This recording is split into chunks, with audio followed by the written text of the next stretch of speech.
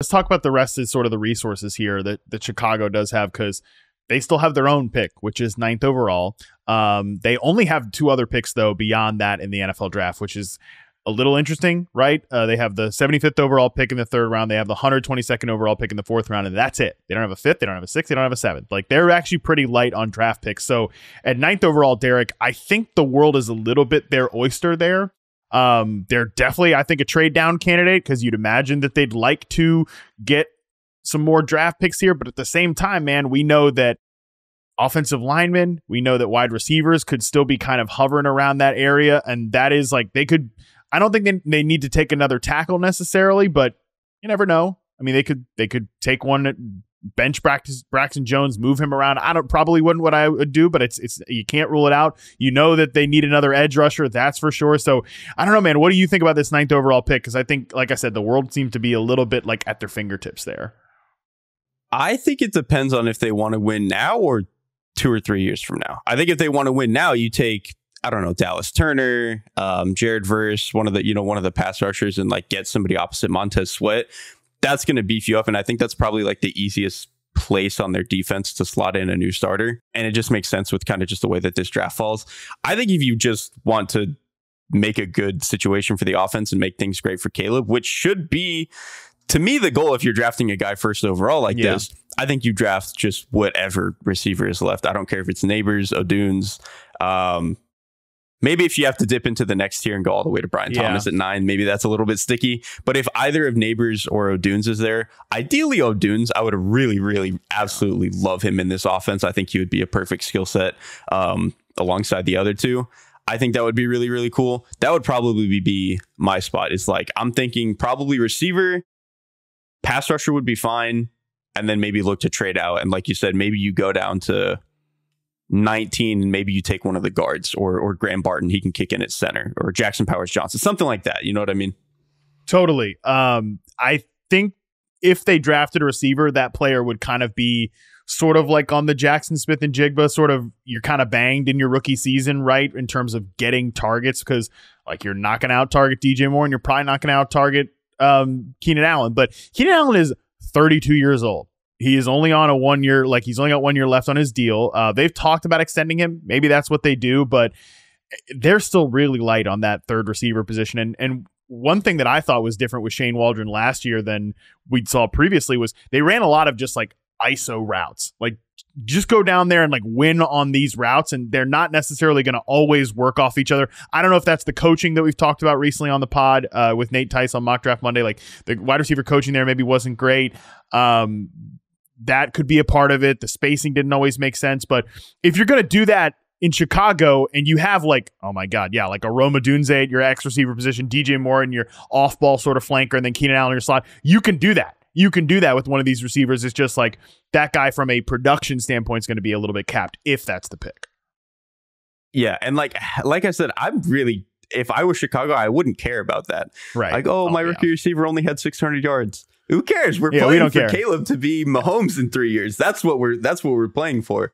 And maybe, I don't know what, like how Poles and Eberflus feel about their job security or whatever. So like maybe they really, really just want to stress and get that pass rusher so they can just like win this year and keep their jobs. I don't know, but I would really be trying to get O'Dunes or Neighbors if he's there. But like one of those 2, you just have like, what else does the offense need? Like obviously you could build the perfect offense and be the greatest show on turf if you want. But like in this world where you have one of the 2 other, non-Marvin Harrison receivers, Keenan Allen, DJ Moore, Cole Kmet is a fine tight end. I don't think he's that good, but he's fine. Offensive line is at least average. The running backs are okay. Like you have everything you need for this rookie quarterback to be really, really good, or at least set him up to go on a good trajectory, which again, they shouldn't care about literally anything else. Yeah. Do you think they make sense as like a Brock Bowers team potentially? Oh God, man. Oh dude, I would love it so much. I would love it so much. I didn't mention it because I think he falls past this, unfortunately, which is crazy because I think he's the 2nd best player in the class. But really, I would love it here because Cole Kmet is okay. If he's your starting tight end, you're not in a bad spot. Brock Bowers, though, that guy, Because if all we've done the past 5 years, right, is be like, wow, yards after the catch, this is the most important thing any player can do. You know what Brock Bowers does? He's really damn good with the ball in his hands. He is very fast, 240 pounds of speed, has really long arms, can catch the ball, kind of helps him maneuver around people when he has to with the ball in his hands. Incredible balance for a player his size. Like I think purely with the ball in his hands, probably the only guy that is comparable is Neighbors. He's just incredibly explosive, but like purely on ball in their hands for their position, it's him and Neighbors, I think, kind of in their own tier.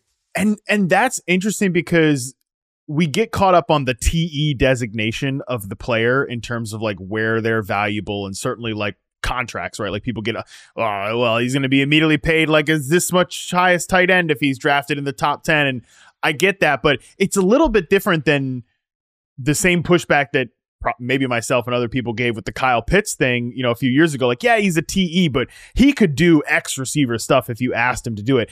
Yeah, but like you don't really want to ask your tight end to be an X receiver, right? Because even no matter how good they are, and please, chart Kyle Pitts bros, don't get in my mentions about this. Like, I'm not charting tight ends, period, end of story. I got enough work to do. But I'm not charting Brock Bowers either, so don't get me started on that. But like, it also feels a little different that, hey, this guy's not even, he's a tight end, but he's not really a tight end because we can do these sort of like yards after catch things with him. We can use him as like almost an H-back in ways that maybe San Francisco, like the Shanahan trees use like their fullbacks, like Juszczyk and stuff like that. I know that doesn't sound sexy, like, oh, we're going to draft Kyle Juszczyk 9th overall, but just the ways they can get him the football are a little more, I would say, efficient than we can line up Kyle Pitts at X receiver. And look, that looks pretty good. I think Nate Tice actually had a great comparison for it. You would kind of use him not that differently from how the Rams use Puka Nacua, where it's like he's either in the slot or like Puka truthfully is like on the ball a lot, like tight to the formation.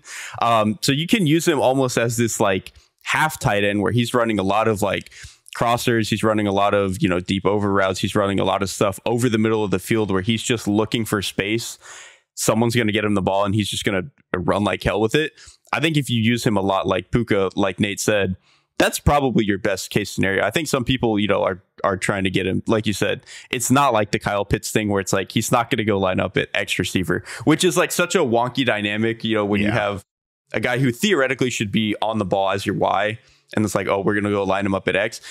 That is a tougher line to walk than like, oh, our guy who we typically line up as the Y tight end, we're just going to move him off the ball a little bit. It's like, okay, well, that's an easier transition to make because you're kind of just putting him in the same spot. So that's why I'm not really worried about Brock Bowers isn't your typical, prototypical, blah, blah, blah. Dude, Sam Laporta was like the best tight end in the NFL last year, or one of the best three. And he was like 240 pounds, can't throw a block. The teams are figuring it out if you can catch the ball. So that Puka idea makes a lot of sense to me. I'm going to do stuff with my hands here. So for the YouTube folks, congratulations, you get to see me. It's not even going to be any more impressive when I do it with my hands than it is on the audio form. So I apologize to people that are listening to this, but you think about like Puka told me the Super Bowl, his favorite route to run, his favorite concept was dagger, is like slot outside at that point. You're so close, tight together, like, and that slot receiver on the line is just going to clear everything out. And he's going to come in and run a dig, a big crossing route, something like that. That makes sense as Brock Bowers is that guy running like he's outside, but he's off the ball, but he's still tight to another player. Those guys are closer to the line of scrimmage. Again, I know this sucks it's a freaking podcast and I'm doing this stuff with my hands. I realize it's not easy to see, but just go look it up. Like whatever, you go Google dagger and think about like where these guys are lined up there. That makes sense to me. And then you're using him as like an exploited yards after catch player. So I don't know. You got my gears turning there on that one. And Shane Waldron comes from this Sean McVay tree as it is. So that makes a lot of sense. And I feel like we have a pretty good vision now, Derrik, about what this offense might look like and our fan fiction about the Brock Bowers selection. Yeah, I mean, they've got options, man. The more we talked about the Brock Bowers things, I might want that more than anything. But I just don't think it's going to happen. But we'll see. Polls could do something interesting. We'll see. Like I said, the Bears kind of have the world at their fingertips there at that 9th overall selection. All right.